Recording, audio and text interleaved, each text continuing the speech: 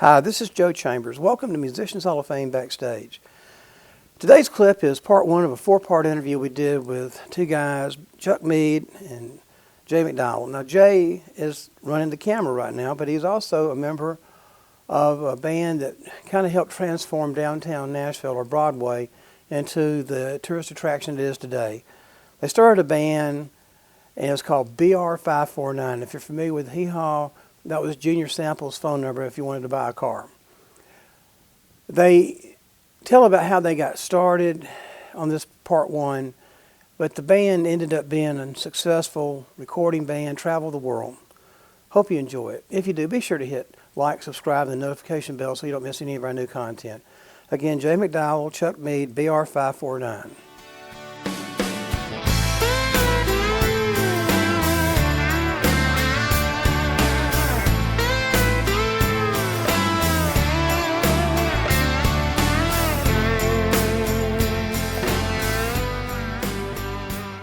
Welcome back to Musicians Hall of Fame Backstage with Chuck Mead and Jay McDowell. This is a little bit like interviewing your mother. Hey, what? Interviewing Jay here, because Jay's usually the one who's on the other side of the camera filming me talk to someone unfortunate like you. But today it's going to be Jay and Chuck. And so, like everybody else, just for how did you get started? So, well, Jay, since this is home base for you. Sure. Well, I started out playing guitar, moved to Nashville, and found quickly that everybody plays guitar. I also found out that there were very few upright bass players. But that was not the beginning of your love of music. You came from, Oh, no. Your family was ate up with it. Your dad, Sure, massive, and your mother both big, yeah, raised you. Yep, and brought up with music all around, and really encouraged from all directions.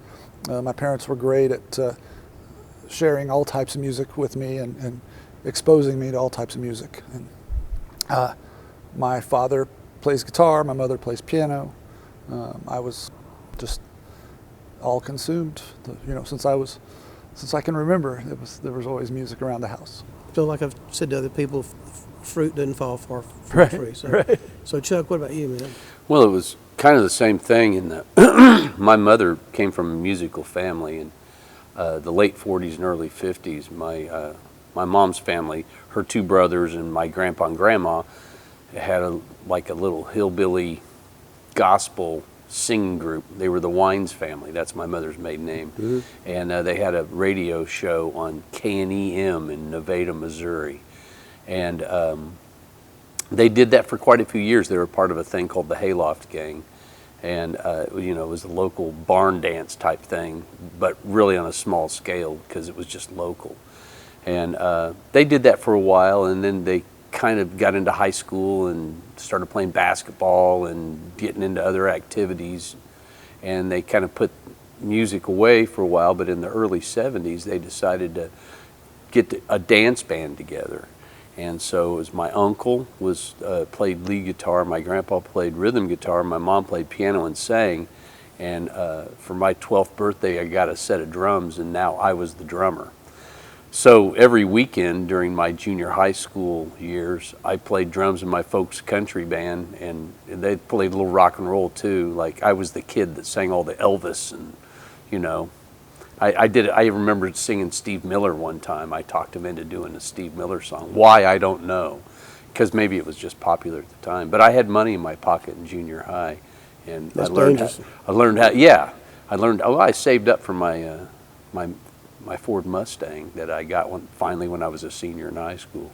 But from the time I was 13 until I was maybe 20, 21, I played almost every Saturday and Friday night on what they call the antler circuit, the elks and the eagles and the moose lodges and stuff. Yeah. They used to have a lot of good dances on Saturday nights, and I was always bitter in junior high because we would it was mostly southwest Missouri where my mom is from, down in Nevada.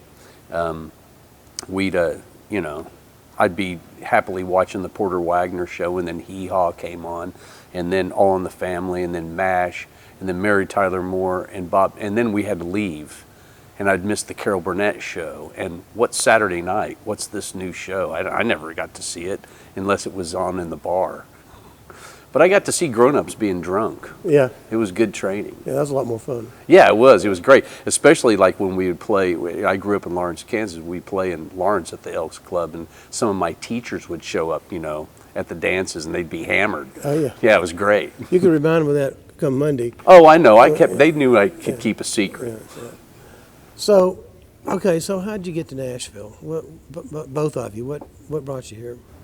Well, I had a friend who was an audio engineer and got a job at Channel 4 here, the NBC station, and came down, and his first gig was doing the morning show with Ralph Emery.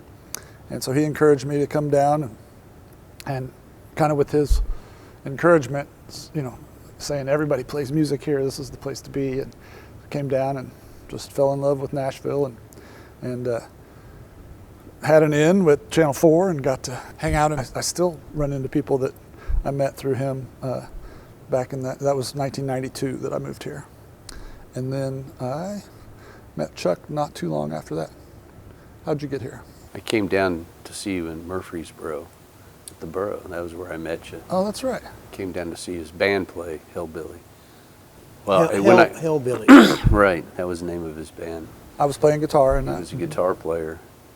And, I came down, so I got tired of playing drums. And I can still play drums a little bit, but I wanted to be like singing and playing guitar. So when I was 16 or 15, I started, banging around on my uncle's guitar. And then I was in after a while, and I got, I wanted to be in a rock and roll band. It wasn't so much country, although we always still played a Hank Williams song somehow in all my sort of punk rocky type roots rock. I was in a pretty big roots rock band called Homestead Grays from Lawrence, and we traveled around quite a bit on the college circuit back when that was a big deal.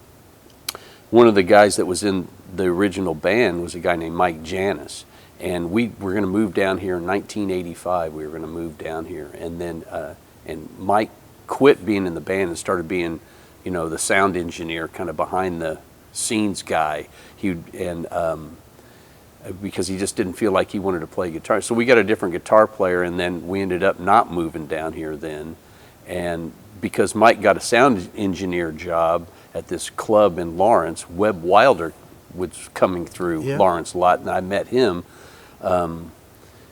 Because he was playing Lawrence and he was doing something I dug. We knew Jason and the Nashville Scorchers too. We got to be friends with them. We opened up for them in like 1983, 82, real early on.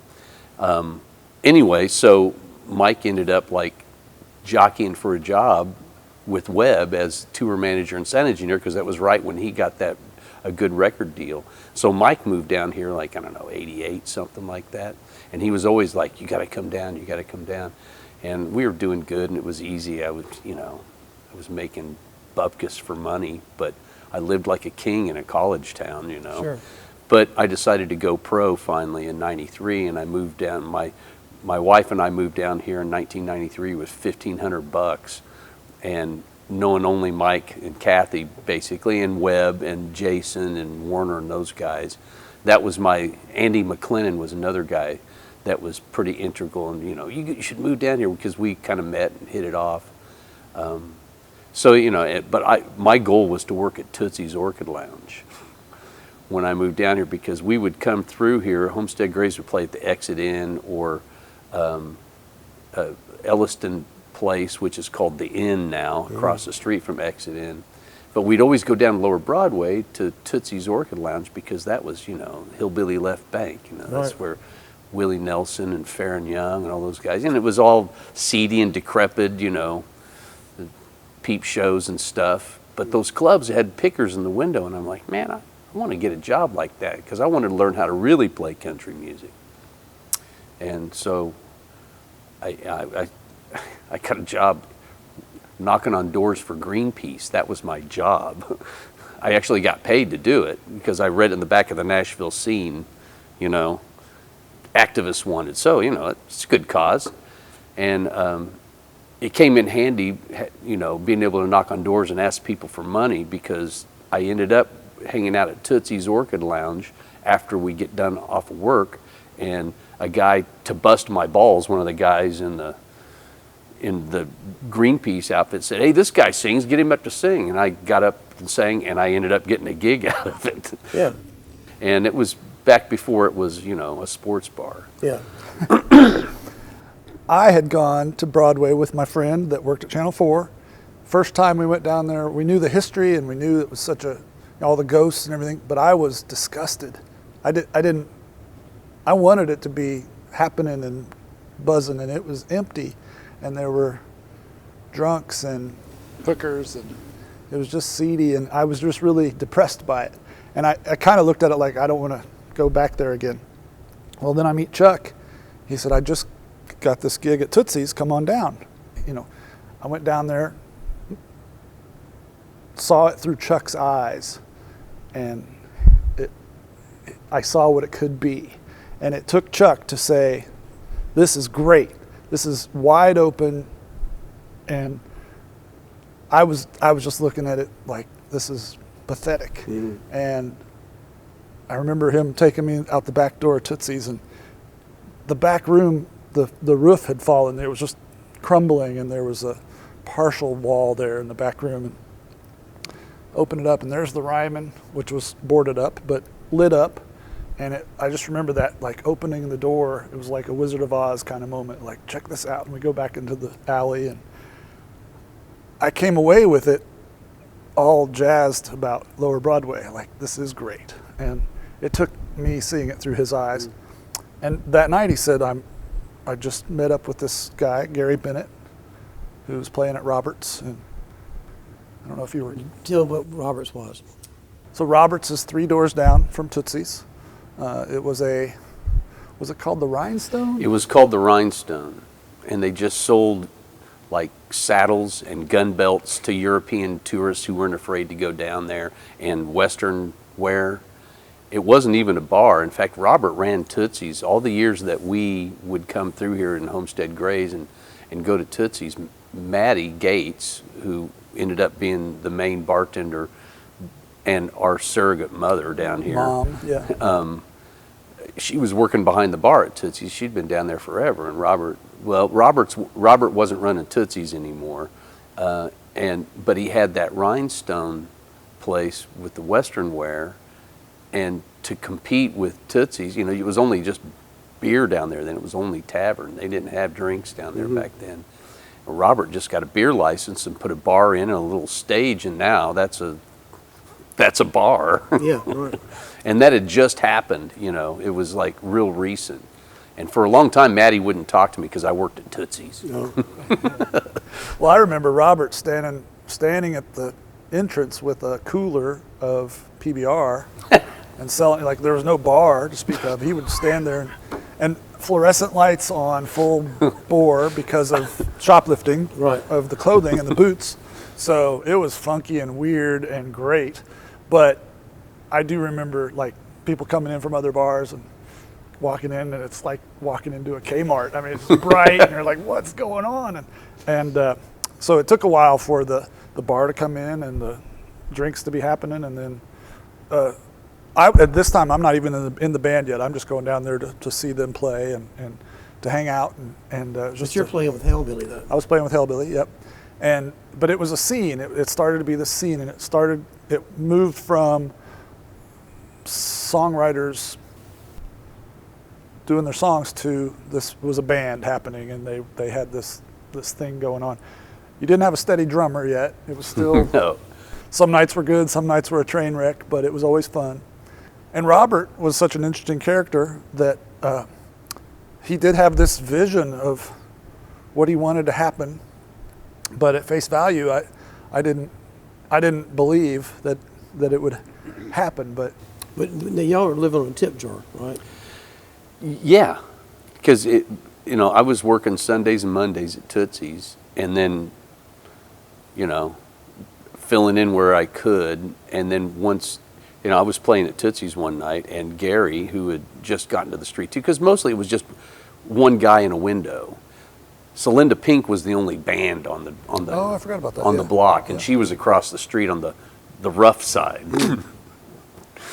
She played at the Music City Lounge, and she swore every time that she played, there's a riot in cell block number 9, that a fight would break out. Sometimes she'd play it just to see if a fight would break out, and it worked every time.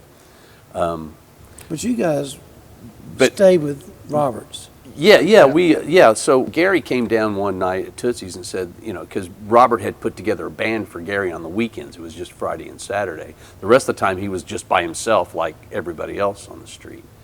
And he came down and said, "Hey, so and so, I can't remember the guy's name. So and so can't make it on Friday. You want to come down and play lead guitar?" And I'm like, I wasn't that great at lead guitar. I'm still not that great, but I'm getting better.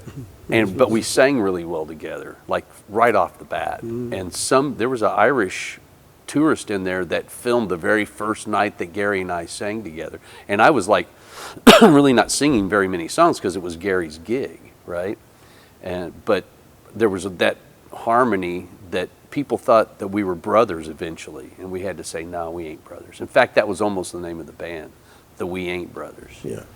But yeah, like Jay said, pretty soon, we were like, we'd just call up the union or whatever, scrounging up a drummer. But it was always entertaining playing down there. And I had a buddy that I was playing with back in Lawrence, who was just being a cook at a sorority and wasting, what are you doing that for? You need to come down to Nashville and you can live with me for a while. You can stay with me for a while until my wife kicks you out, which is eventually what happened.